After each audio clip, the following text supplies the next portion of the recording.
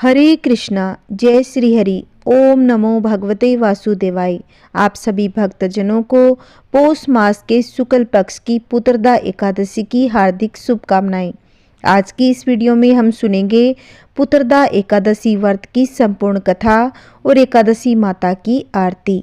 पुत्रदा एकादशी की इस पवित्र कथा को सुनने से मनुष्य के सभी पाप और संकट कट जाते हैं और मनोकामनाओं की पूर्ति होती है तथा बैकुंठ की प्राप्ति होती है। तो आइए भक्तों, आज हम सुनेंगे पुत्रदा एकादशी की व्रत कथा। इसे आप पूरी श्रद्धा प्रसन्नचित्त मन से सुनना। महाराज युधिष्ठिर ने पूछा कि हे भगवान, आपने सफला एकादशी का महात्म्य बताकर बड़ी कृपा की। अब आप कृपा करके यह बतलाइए कि पौष शुक्ल एकादशी का क्या नाम है, उसकी विधि क्या है, उसमें कौन से देवता का पूजन किया जाता है। भक्त वत्सल भगवान श्री कृष्ण बोले, हे राजन, इस एकादशी का नाम पुत्रदा एकादशी है। इसमें भी नारायण भगवान की पूजा की जाती है। इस चर और अचर संसार में पुत्रदा एकादशी के व्रत के समान दूसरा कोई व्रत नहीं है। इसके पुण्य से मनुष्य तपस्वी, विद्वान और लक्ष्मीवान होता है। इसकी मैं एक कथा कहता हूँ, सो तुम ध्यान पूर्वक होकर सुनो। भद्रावती नामक नगरी में सुकेतु मान नाम का एक राजा राज्य करता था। उसके कोई पुत्र नहीं था। उसकी स्त्री का नाम सेव्या था।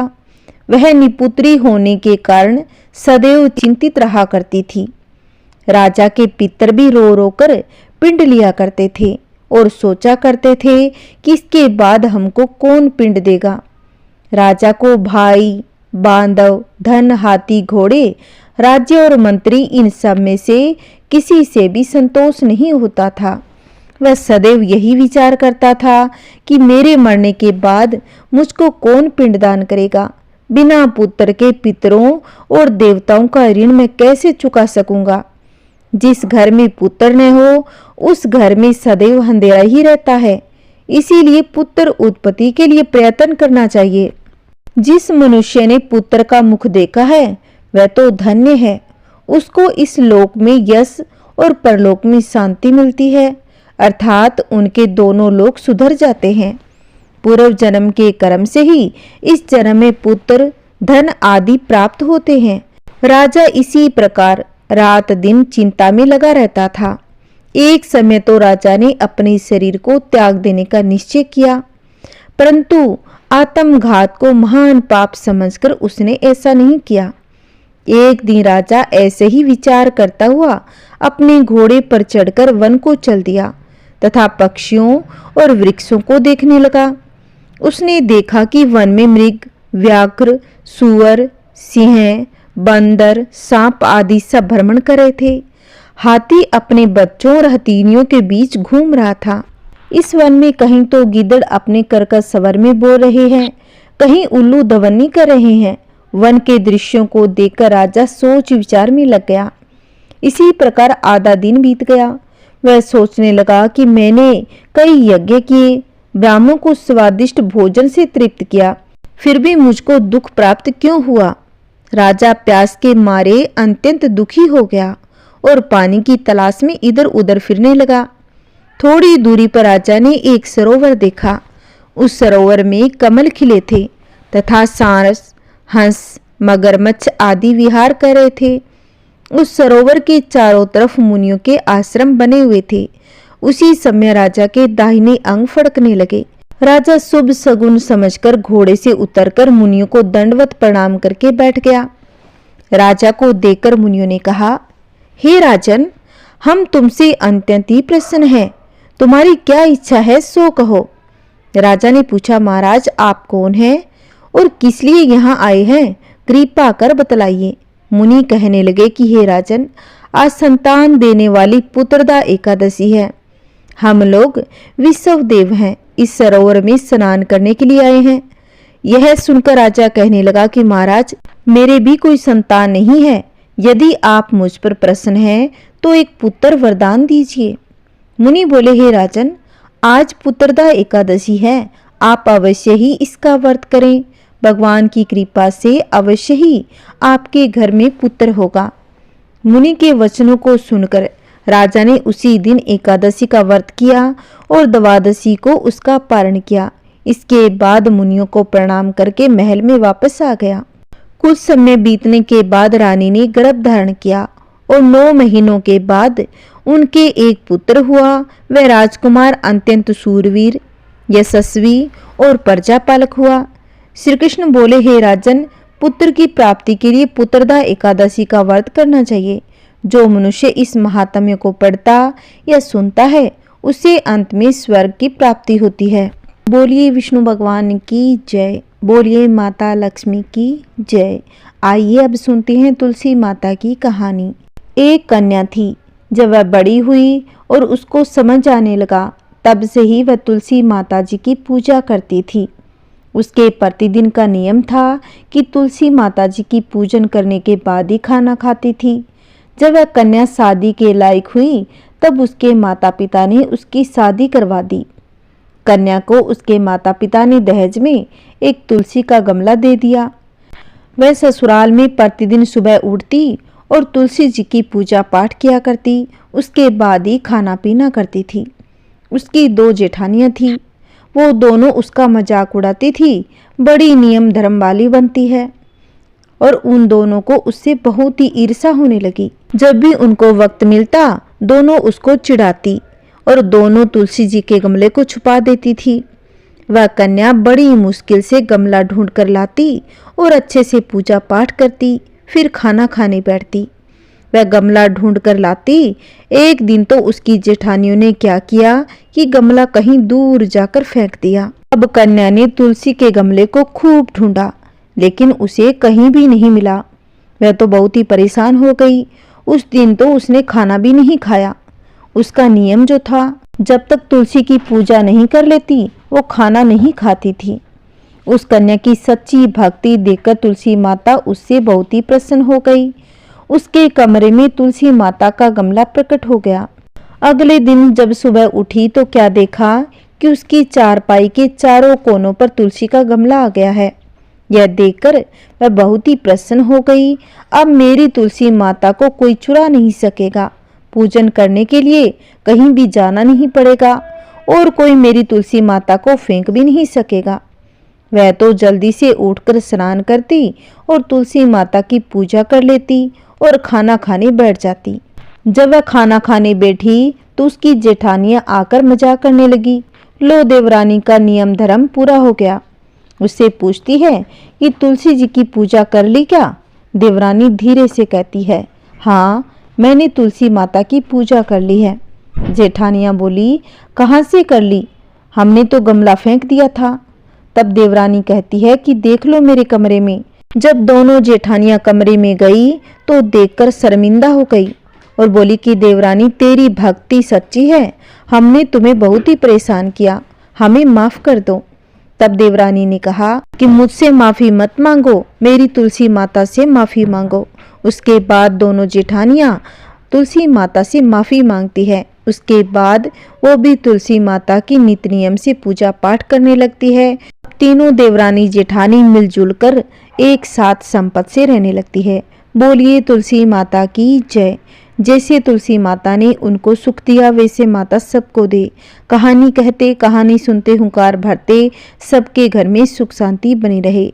बोलिए तुलसी माता की जय हो। आइए अब सुनते हैं राधा रानी की एक बहुत ही सुंदर कथा।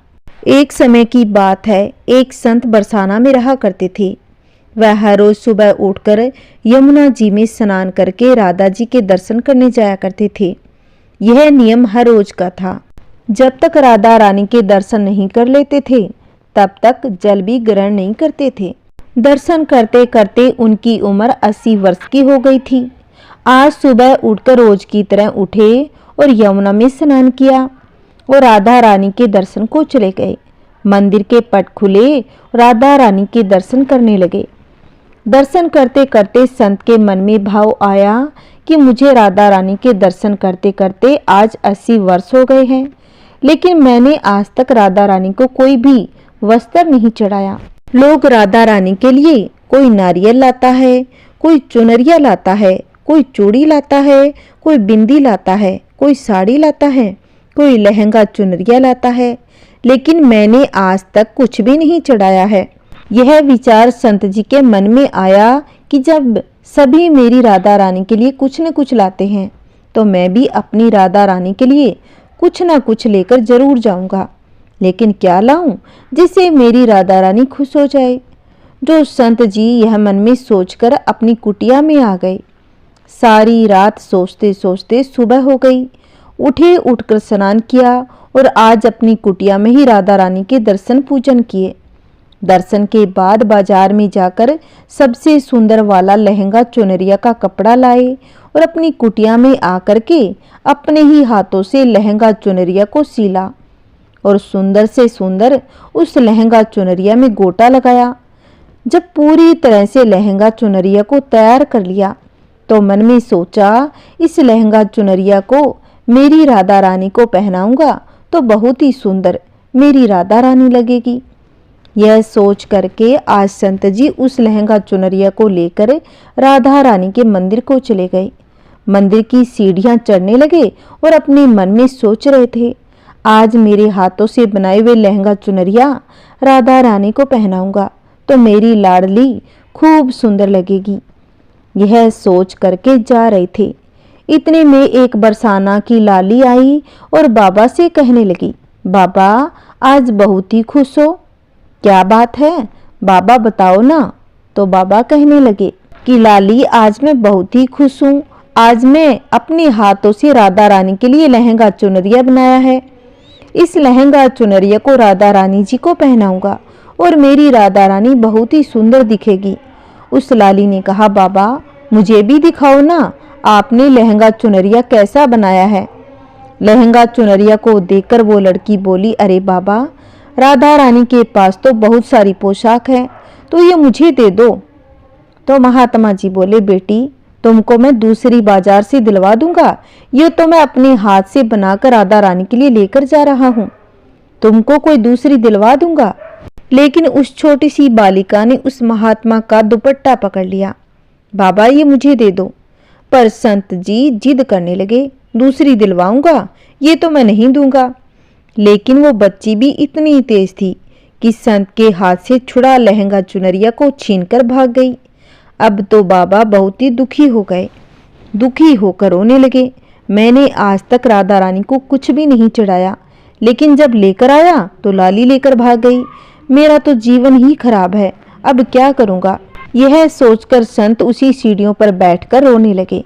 इतने में ही कुछ संत वहां पर आ गए और पूछा कि क्या बात है बाबा, आप रो क्यों रहे हो। तो बाबा ने उन संतों को पूरी बात बता दी। संतों ने बाबा को समझाया और कहा, आप दुखी मत हो, कल दूसरी लहंगा चुनरिया बना के राधा रानी को पहना देना, चलो राधा रानी के दर्शन कर लेते हैं। इस प्रकार संतों ने बाबा को समझाया और राधा रानी के दर्शन को लेकर चले गए। रोना तो बंद हुआ, लेकिन मन खराब था क्योंकि कामना पूरी नहीं हुई।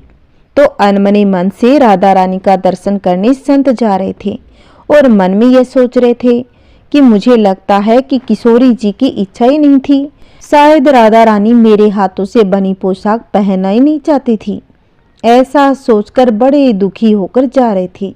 मंदिर आकर राधा रानी के पट खुलने का इंतजार करने लगे। थोड़ी ही देर बाद मंदिर के पट खुले तो संतों ने कहा कि बाबा देखो तो, आज हमारी राधा रानी बहुत ही सुंदर लग रही है।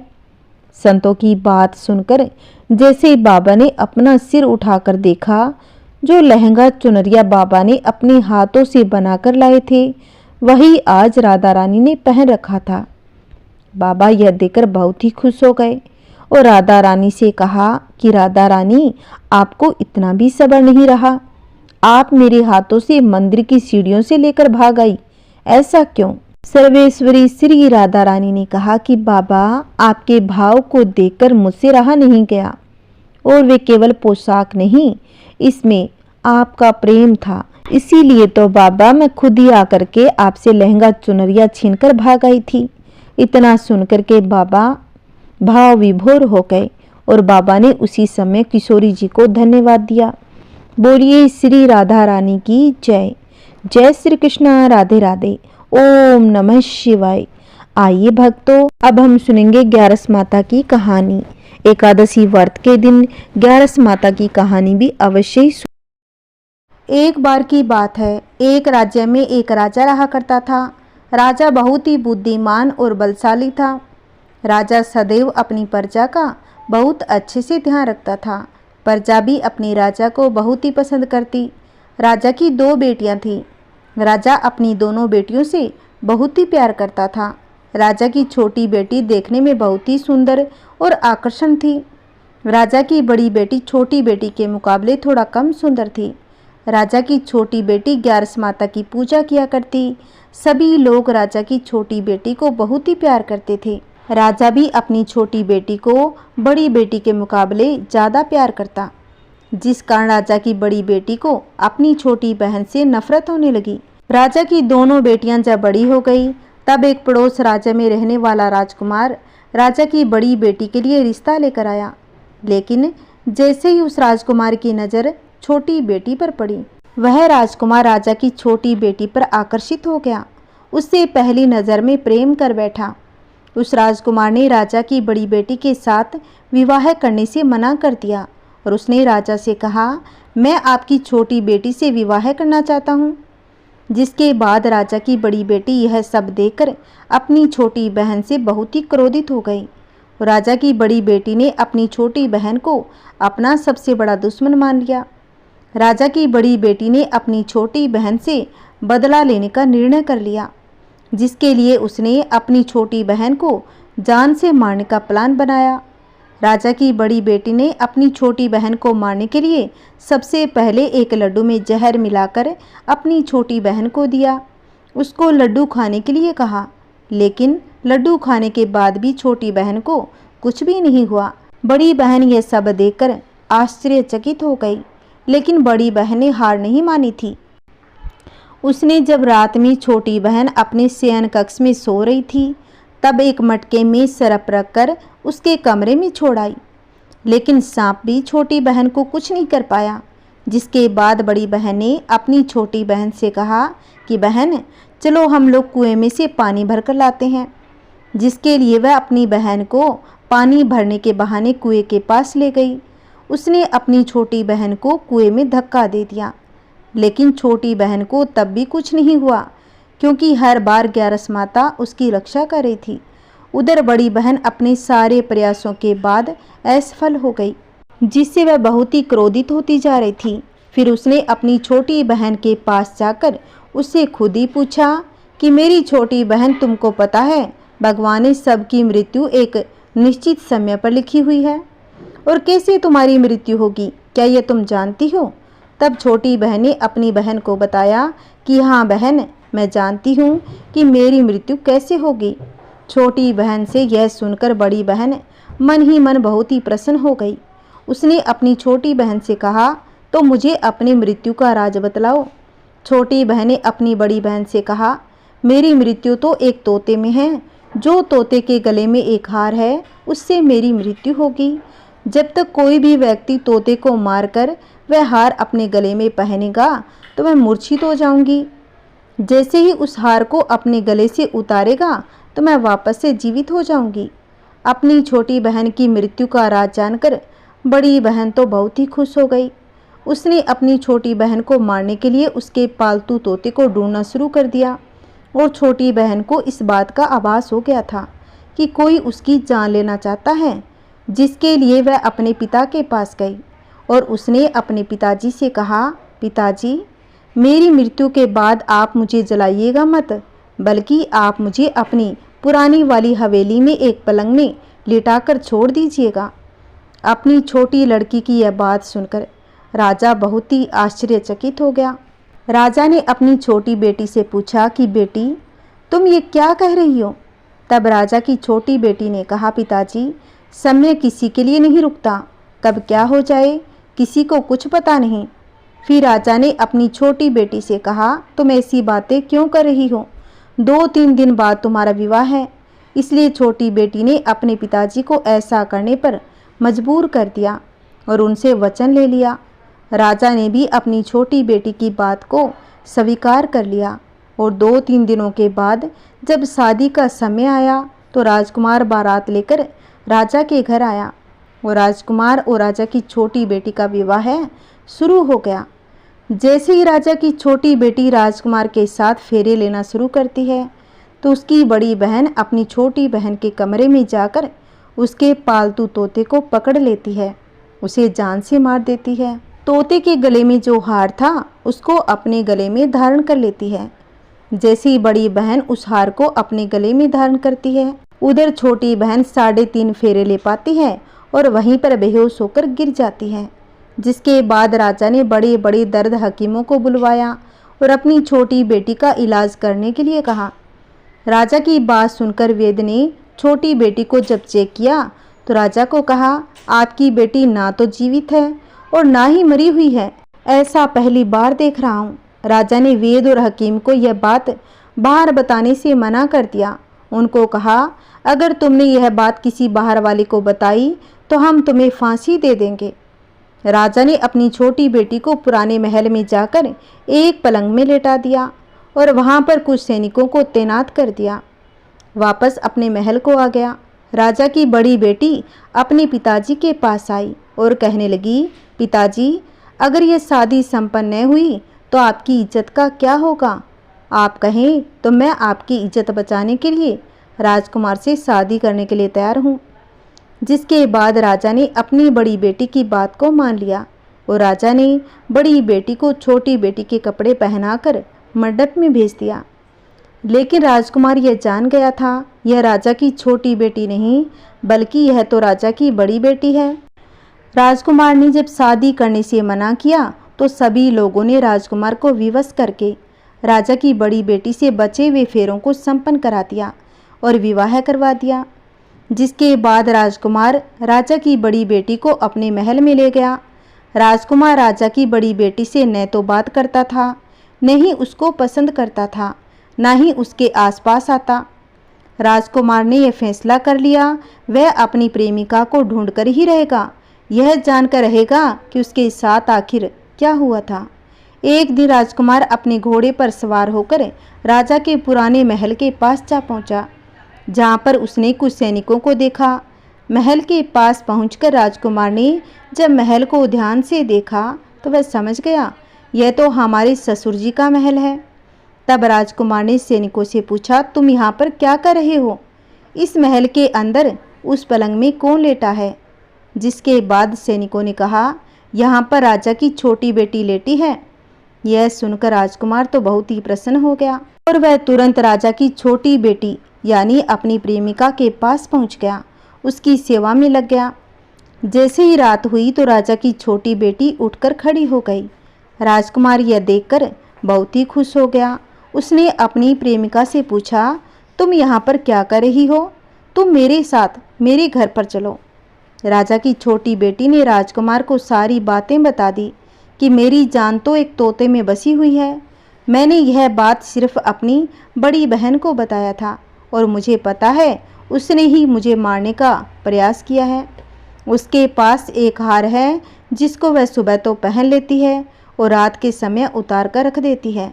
जब तक वह हार को पहन लेती है तब तक तो मैं मूर्छित रहती हूँ। जैसे ही वह हार को उतारती है तो मैं जीवित हो जाती हूँ और जब तक मेरी बड़ी बहन के पास वह हार है तब तक मैं ऐसे जीवित और मूर्छित होती रहूँगी। अगर मेरी बड़ी बहन के पास जो हार है वह मेरे हाथ लग जाए तो मैं हमेशा के लिए जीवित हो जाऊंगी। राजकुमार यह बात सुनकर राजा की छोटी बेटी के पास रहने का निर्णय कर लेता है और उसने अपने बचे हुए सारे फेरे उस पलंग में लेटी राजकुमार की छोटी बेटी के साथ लिए और अपना विवाह पूर्ण कर लिया और वहीं पर ही रहने लगा। देखते ही देखते कुछ समय में राजा की छोटी बेटी और राजकुमार की पत्नी पेट से हो गई। एक दिन राजकुमार को किसी काम से बाहर जाना पड़ा। तब छोटी बहन के पेट में बहुत तेज से दर्द होने लगा, जिसके बाद उसने ग्यारस माता का आह्वान किया। जिसके बाद वहां पर ग्यारस माता प्रकट हो गई और उन्होंने अपने भक्तों के दर्द को दूर किया और एक पुत्र की प्राप्ति करवाई। वहीं पर अचानक से राजकुमार भी आ गया।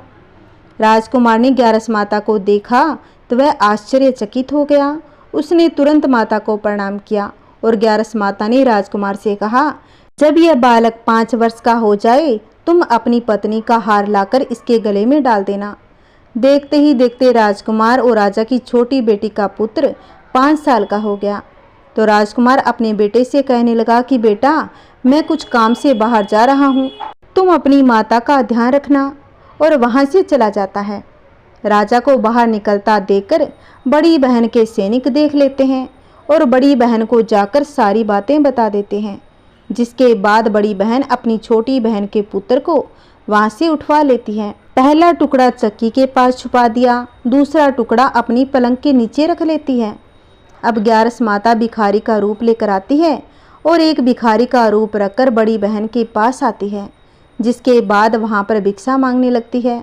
बड़ी बहन अपने नौकरों से कहती है कि जाकर भिक्षा दे दो।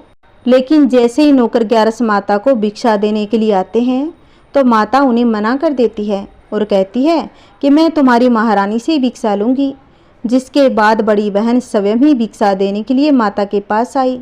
तब माता एक बिल्ली का रूप लेकर उसके कमरे में चली जाती है और वहाँ पर छोटी बेटी के पुत्र के 2 टुकड़ों को आपस में जोड़ देती है, उसे जीवित कर देती है और उसे वहाँ से ले जाती है। राजकुमार अपने बेटे को लेकर अपनी पत्नी के पास जाता है और उसे कहता है, तुम इसका ध्यान रखना।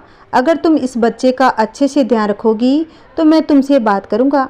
एक दिन राजकुमार अपने बच्चे से कहता है, तुम मम्मी के उनके गले का हार मांग लो। जिसके बाद राजकुमार का लड़का अपनी मम्मी के पास गया और कहने लगता है कि मम्मी, मुझे तुम्हारे गले का हार चाहिए जो तुमने पहन रखा है। यह सुनकर पहले तो बड़ी बहन बहुत ही क्रोधित होती है, पर उसको याद आता है कि राजकुमार ने कहा था अगर मैं इस बच्चे का अच्छे से ध्यान रखूंगी तो वह मुझसे बात करेंगे। जिसके कारण वह हार को उस बच्चे को दे देती है। वह तुरंत हार को ले जाकर अपने पिता को दे देता है और तभी राजकुमार अपने बेटे को लेकर वहाँ से जाने लगता है और अपनी पत्नी से कहता है, तुम हमारे लिए खाना बनाकर रखना, मैं शाम को आकर तुम्हारे साथ खाऊंगा। वह अपने बेटे को लेकर वहाँ से चला जाता है। जिसके बाद वह राजा के पास गया और उनको सारी बातें बता दी। राजा अपनी बड़ी बेटी की यह करतूत सुनकर बहुत ही क्रोधित होते हैं और अपनी परवरिश पर दोष देने लगते हैं। राजकुमार को अपनी छोटी बेटी के साथ रहने का आदेश देते हैं। राजकुमार राजा की छोटी बेटी को लेकर महल में रहने लगे। बोलिए ग्यारस माता की जय हो। आइए अब सुनते हैं शुक्रवार के दिन माता लक्ष्मी जी की कहानी। एक बड़ा शहर था। इस शहर में लाखों लोग रहते थे। पहले के ज़माने के लोग साथ साथ रहते थे और एक दूसरे के काम भी आते थे। पर नए ज़माने के लोगों का स्वरूप भी अलग सा है। सब अपने अपने काम में मगन रहते हैं, किसी को किसी की परवाह नहीं। घर के सदस्यों को भी एक दूसरे की परवाह नहीं होती। भजन कीर्तन, भक्ति भाव, दया माया, परोपकार जैसे संस्कार कम हो गए हैं। शहर में बुराइयां बढ़ गई थी। शराब, जुआ, रेस, व्यभिचार, चोरी, डकैती आदि बहुत से अपराध उस शहर में होते थे। हजारों निराशा में एक आशा की किरण छिपी होती है। इसी तरह इतनी बुराइयों के बावजूद शहर में कुछ अच्छे लोग भी रहते थे। ऐसे अच्छे लोगों में एक शीला उनके पति की गृहस्थी मानी जाती थी। शीला धार्मिक प्रवृत्ति की और संतोषी थी। उसका पति भी विवेकी और सुशील था। शीला उनका पति ईमानदारी से जीते थे। वे किसी की बुराई नहीं करते थे और प्रभु भजन में अच्छी तरह समय व्यतीत कर रहे थे। उनकी गृहस्थी आदर्श गृहस्थी मानी जाती थी और शहर के लोग उनकी गृहस्थी की सराहना भी किया करते थे। शीला की गृहस्थी इसी तरह खुशी खुशी चल रही थी। पर कहा जाता है कि कर्म की गति अटल है। विधाता के लिखे लेख कोई नहीं समझ सकता। इंसान का नसीब पल भर में राजा को रंक बना देता है, रंक को राजा। शीला के पति को पूर्व जन्म के कर्म भोगने बाकी रह गए होंगे।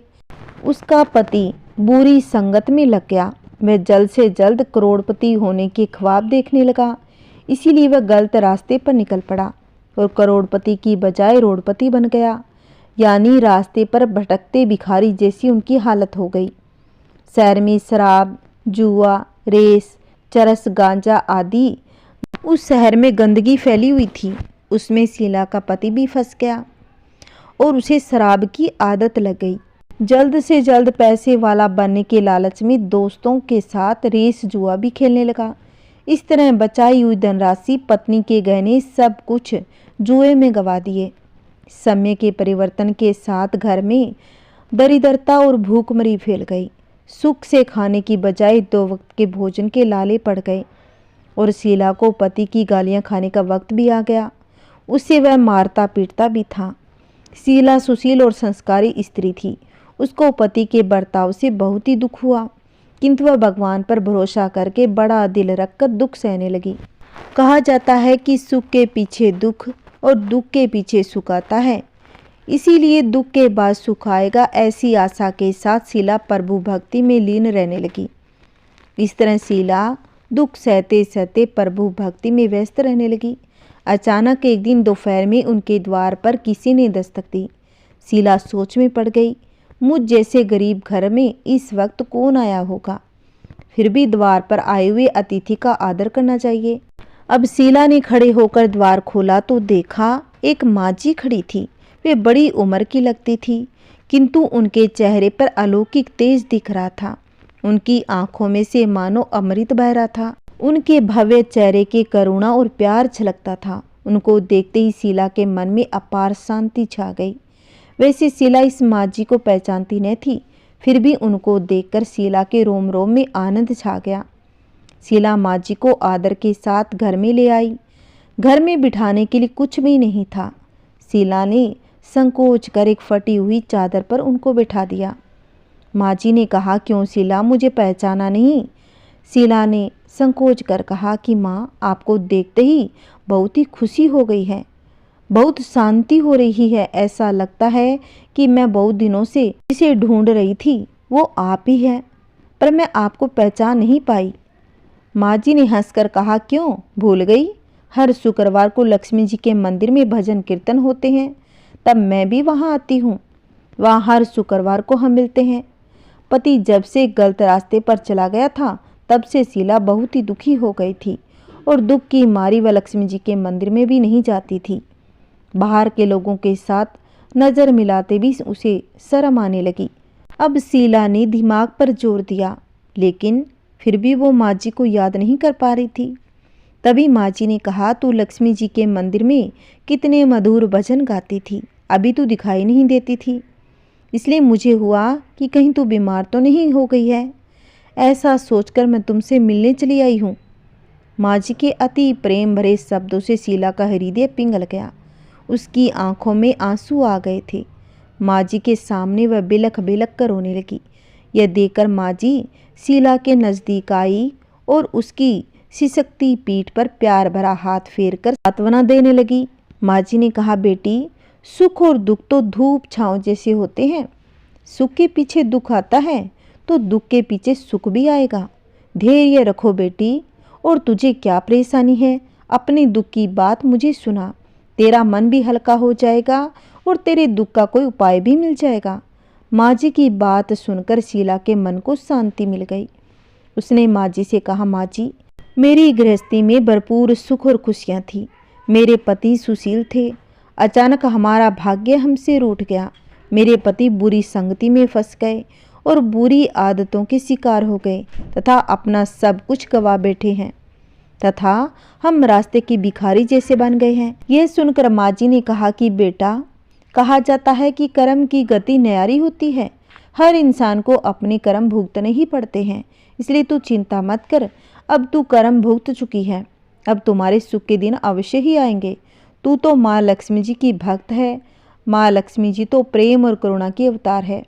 वे अपने भक्तों पर हमेशा ममता रखती है, इसलिए तू धैर्य रखकर माँ लक्ष्मी जी का व्रत कर, इससे सब कुछ ठीक हो जाएगा।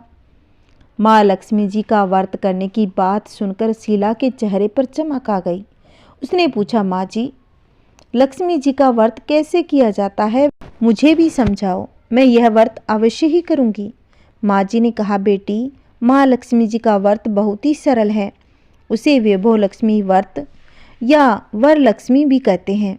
यह व्रत करने वाले की सभी मनोकामनाएं पूर्ण होती है और वह सुख संपत्ति यश प्राप्त होता है। ऐसा कहकर माँ जी वैभव लक्ष्मी व्रत की विधि कहने लगी। बेटी, वैभव लक्ष्मी व्रत वैसे तो सीधा साधा व्रत है, किंतु कई लोग यह व्रत गलत तरीके से करते हैं, उसका फल नहीं मिलता।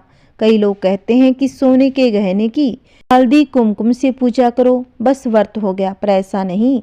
कोई भी व्रत शास्त्रीय विधि से करना चाहिए, तभी उसका फल मिलता है। सच्ची बात यह कि सोने के गहनों का विधि से पूजन करना चाहिए। व्रत की उद्यापन विधि भी शास्त्रीय विधि से करना चाहिए। यह व्रत शुक्रवार को करना चाहिए। प्रातःकाल स्नान करके स्वच्छ कपड़े पहनो। सारा दिन जय माँ लक्ष्मी का स्मरण करते रहो। किसी को शिकायत नहीं करनी चाहिए। शाम को पूर्व दिशा में मुँह करके आसन पर बैठ जाओ। सामने पाटा रखकर उस पर रुमाल रखो। रुमाल पर चावल का छोटा सा ढेर बना लो। उस ढेर पर पानी से भरा तांबे का कलश रख दो। कलश पर एक कटोरी रखो। उस कटोरी में एक सोने का गहना रखो। सोने का गहना न हो तो चांदी का भी चलेगा। अगर चांदी का भी न हो तो नगद रुपया रख लो। बाद में घी का दीपक जलाकर धूप दीप जला लो। वैभव लक्ष्मी पूजन विधि करते वक्त सबसे पहले श्री यंत्र और लक्ष्मी जी के विविध स्वरूपों का सच्चे दिल से दर्शन करो। उसके बाद लक्ष्मी सतवन का पाठ करो। बाद में कटोरी में रखे हुए गहने या रुपए को हल्दी कुमकुम और चावल चढ़ाकर पूजा करो। लाल रंग का फूल चढ़ाओ। शाम को कोई मीठी चीज बनाकर उसका प्रसाद रखो। न हो सके तो शक्कर या गुड़ भी चल सकता है। आरती करके 11 बार सच्चे हृदय से जय माँ लक्ष्मी बोलो। बाद में 11 या 21 शुक्रवार यह व्रत करने का दृढ़ संकल्प माँ के सामने करो। आपकी सभी मनोकामनाएं पूरी करने को माँ लक्ष्मी से विनती करो। फिर माँ का प्रसाद पूरे घर में बांट दो। थोड़ा प्रसाद अपने लिए रख लो। अगर आप में शक्ति हो तो सारा दिन उपवास रखो। सिर्फ प्रसाद खाकर शुक्रवार का व्रत करो। न शक्ति हो तो एक बार शाम को प्रसाद ग्रहण करते समय खाना खा लो। अगर थोड़ी शक्ति भी न हो तो 2 बार भोजन कर सकते हो। बाद में कटोरी में रखा गहना या रुपया ले लो। कलश का पानी तुलसी या क्यारी में डाल दो। चावल पक्षियों को डाल दो। इसी तरह शास्त्रीय विधि से व्रत करने से उसका फल अवश्य मिलता है। इस व्रत के प्रभाव से सब प्रकार की विपत्ति दूर हो सकती है। आदमी माला माल हो जाता है। संतान न हो तो संतान की प्राप्ति होती है। सौभाग्यवती स्त्री का सौभाग्य अखंड रहता है। कुंवारी लड़की को मनभाव पति मिलता है। शीला यह सुनकर आनंदित हो गई। फिर पूछा, माँ, आपने वैभव लक्ष्मी व्रत की जो शास्त्रीय विधि बताई है वैसे मैं अवश्य करूंगी, किंतु उसकी उद्यापन विधि किस तरह करनी चाहिए यह भी कृपा करके बताइए। माँ जी ने कहा, 11 या 21 जो मन्नत मांगी हो उतने शुक्रवार वैभव लक्ष्मी व्रत पूरी श्रद्धा भाव से करना चाहिए। व्रत के आखिरी शुक्रवार को खीर का नैवेद्य रखो। पूजन विधि हर शुक्रवार को करते हैं वैसे ही करनी चाहिए। पूजन विधि के बाद श्रीफल फोड़ो। कम से कम 7 कुंवारी या सौभाग्यशाली स्त्रियों को कुमकुम के तिलक करके वैभव लक्ष्मी व्रत की एक पुस्तक उपहार में देनी चाहिए। सबको खीर का प्रसाद देना चाहिए। फिर धन लक्ष्मी स्वरूप वैभव लक्ष्मी स्वरूप माँ लक्ष्मी जी की छवि को प्रणाम करें। माँ लक्ष्मी जी का यह स्वरूप वैभव देने वाला है। प्रणाम करके मन ही मन में भावुकता से माँ की प्रार्थना करते वक्त कहें कि हे माँ लक्ष्मी, हे माँ धन लक्ष्मी, मैंने सच्चे हृदय से आपका व्रत पूर्ण किया है। हे माता, आप हमारी मनोकामना पूर्ण करो, हमारा कल्याण करो। जिसे संतान न हो उसे संतान देना, सौभाग्यशाली स्त्री का सौभाग्य अखंड रखना, कुंवारी लड़की को मन भाव पति देना, सबको सुखी करना। माँ जी के पास से वैभव लक्ष्मी व्रत की शास्त्रीय विधि सुनकर शीला भाव विभोर हो गई। उसे लगा मानो सुख का रास्ता मिल गया। उसने आंखें बंद करके मन ही मन में उसी क्षण संकल्प किया कि हे वैभव लक्ष्मी माँ, मैं माँ जी के कहे अनुसार पूरी श्रद्धा के साथ 21 शुक्रवार तक व्रत करूंगी। व्रत शास्त्रीय विधि के अनुसार करके उद्यापन भी करूंगी। शीला ने संकल्प करके आंखें खोली तो सामने कोई नहीं था। वह विस्मित हो गई कि माँ जी कहाँ गई। यह माँ जी कोई और नहीं, माता लक्ष्मी ही थी। शीला लक्ष्मी जी की भक्त थी, इसलिए अपने भक्त को रास्ता दिखाने के लिए माँ लक्ष्मी देवी माँ जी का रूप धारण करके शीला के पास आई थी। दूसरे दिन शुक्रवार का दिन था। प्रातःकाल स्नान करके स्वच्छ कपड़े पहनकर शीला मन ही मन श्रद्धा और पूरे भाव से जय माँ लक्ष्मी का मन में स्मरण करने लगी। सारा दिन किसी को शिकायत नहीं की। शाम हुई, हाथ पांव मुंह धोकर शीला पूर्व दिशा में मुंह करके बैठ गई। घर में पहले तो सोने के बहुत से गहने थे, पर पति ने गलत रास्ते पर चलकर सब गिरवी रख दिए। पर नाक की किल्ली बची हुई थी। नाक की कील निकालकर उसे धोकर शीला ने कटोरी में रख दी। सामने पाटे पर रुमाल रखकर मुट्ठी भर चावल का ढेर किया। उस पर तांबे का कलश पानी भरकर रखा। उसके ऊपर कील वाली कटोरी रखी। फिर विधि अनुसार पूजन वगैरह किया और घर में थोड़ी शक्कर थी वह प्रसाद के लिए रख ली और यह प्रसाद सबसे पहले पति को खिलाया। प्रसाद खाते ही पति के स्वभाव में फर्क आ गया। उस दिन उसने शीला को मारा भी नहीं और सताया भी नहीं। शीला को बहुत ही अच्छा लगा। उसके मन में वैभव लक्ष्मी व्रत के लिए श्रद्धा बढ़ गई। शीला ने पूर्ण श्रद्धा भाव से 21 शुक्रवार तक व्रत किया। 21वें शुक्रवार को विधि पूर्वक उद्यापन विधि करके 7 स्त्रियों को वैभव लक्ष्मी व्रत की 7 पुस्तकें उपहार में दी। फिर माता जी के धन लक्ष्मी स्वरूप की छवि को वंदन करके भाव से मन ही मन प्रार्थना करने लगी। हे माँ धन लक्ष्मी, मैंने आपका वैभव लक्ष्मी व्रत करने की मन्नत मांगी थी जो मैंने आज पूर्ण कर दिया है। हे माँ, मेरी हर विपत्ति दूर करो, हमारा कल्याण करो। जिसे संतान न हो उसे संतान देना। सौभाग्यवती स्त्री का सौभाग्य अखंड रखना। कुंवारी लड़की को मन भाव पति देना। कोई भी आपका यह चमत्कारी वैभव लक्ष्मी व्रत करे, उसकी सभी मनोकामनाएं पूर्ण करना, उसके सभी सुख देना। हे माँ, आपकी महिमा अपरंपार है। इस तरह शास्त्रीय विधि से शीला ने श्रद्धा से व्रत किया। तुरंत ही उसे फल मिल गया। उसका पति सही रास्ते पर चलने लगा और अच्छा आदमी बन गया। कड़ी मेहनत से काम करने लगा। धीरे धीरे समय व्यतीत होने लगा। उसने शीला के गिरवी रखे गहने भी छुड़ा लिए। घर में धन की बाढ़ सी आ गई। घर में पहले जैसी सुख शांति छा गई। वैभव लक्ष्मी व्रत का प्रभाव देकर मोहल्ले की दूसरी स्त्रियां भी यह व्रत करने लगी। हे माँ वैभव लक्ष्मी, हे माँ धन लक्ष्मी, जैसे आपने शीला पर प्रसन्न हुई वैसे सभी पर प्रसन्न होना। कहानी कहते कहानी सुनते हुंकार भरते सभी के घर में सुख शांति बनाए रखना। बोलिए लक्ष्मी माता की जय। बोलिए विष्णु भगवान की जय। आइए भक्तों, अब हम सुनेंगे 11 माता की आरती। इसे आप पूरी श्रद्धा प्रसन्न चित्त मन से पूरा सुनना। ओम जय एकादशी माता, ओम जय एकादशी माता। विष्णु पूजा व्रत को धारण कर, विष्णु पूजा व्रत को धारण कर, शक्ति मुक्ति पाता। ओम जय एकादशी माता। तेरे नाम गिनाऊं देवी, भक्ति प्रदान करनी, मैया भक्ति प्रदान करनी।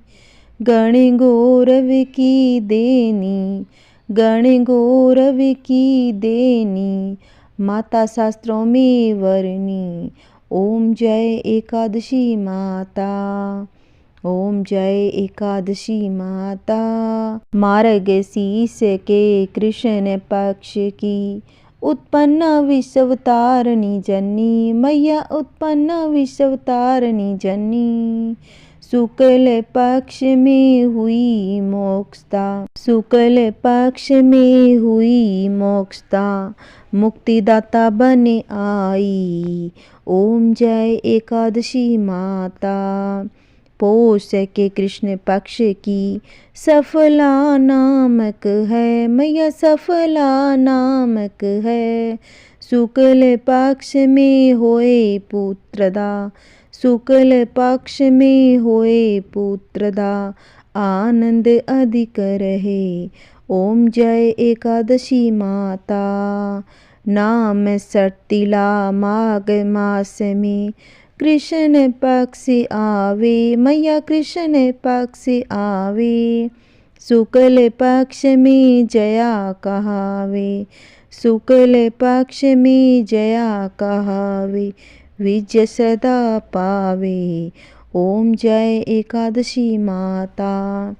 विजया फाल्गुन कृष्ण पक्ष में शुक्ला आमल की, मैया शुक्ला आमल की। पाप मोचनी कृष्ण पक्ष में, पाप मोचनी कृष्ण पक्ष में, चैत्र महाबली की, ओम जय एकादशी माता। चैत्र शुक्ल में नाम कामदा, धन देने वाली मैया धन देने वाली। नाम ब्रूथनी कृष्ण पक्ष में, नाम ब्रूथनी कृष्ण पक्ष में, बैसाख माह वाली, ओम जय एकादशी माता। शुक्ल पक्ष में होए मोहिनी, अपराध ज्येष्ठ कृष्ण पक्ष की मैया अपराध ज्येष्ठ कृष्ण पक्ष की। नाम निरजला सब सुख करनी, नाम निरजला सब सुख करनी, शुक्ल पक्ष रखी, ओम जय एकादशी माता। योगिनी नाम आषाढ़ में जानो, कृष्ण पक्ष करनी मैया कृष्ण पक्ष करनी। देवशयनी नाम कहायो, देवशयनी नाम कहायो, शुक्ल पक्ष धरनी, ओम जय एकादशी माता।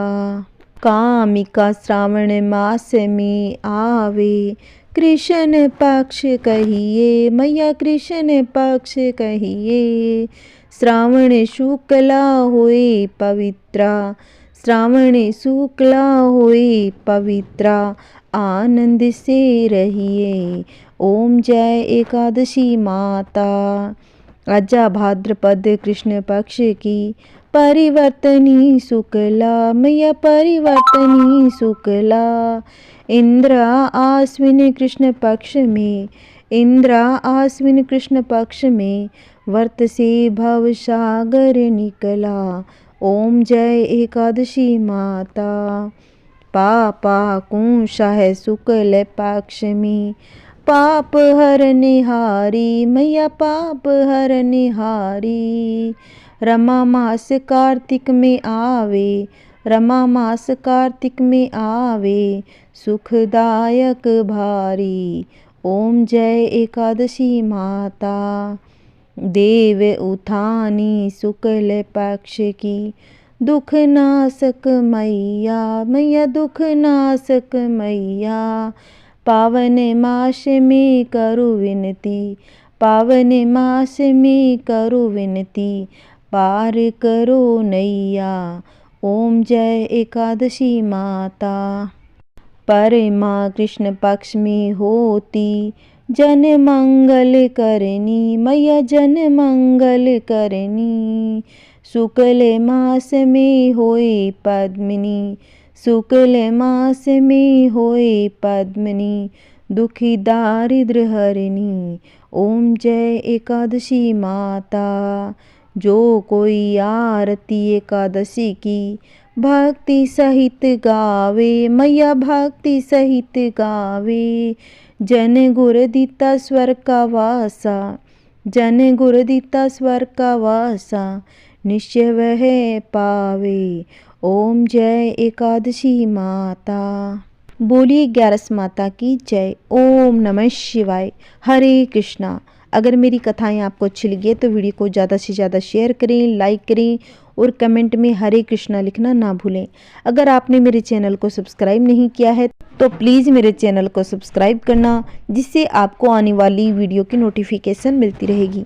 हरे कृष्णा। जय श्री हरि। ओम नमः शिवाय।